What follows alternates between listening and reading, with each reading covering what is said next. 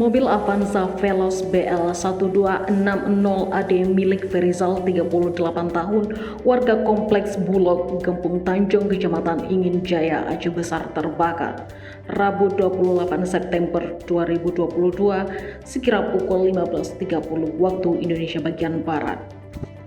Kasih Pembinaan dan Pengembangan Tenaga Pemadam DPKP Banda Aceh, Yudi mengatakan mobil berwarna silver tersebut terbakar saat terparkir di garasi rumahnya.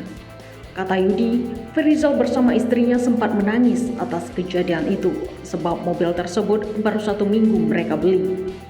Menurut Yudi, tidak ada arus listrik di dalam garasi sehingga belum diketahui sumber api.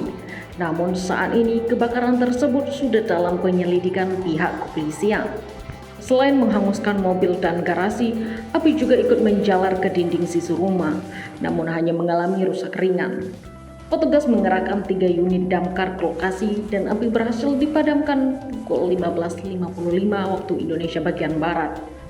Proses pemadaman turut dibantu petugas PLN, relawan ERPA, relawan RAPI, Polsek, dan Koramil setempat.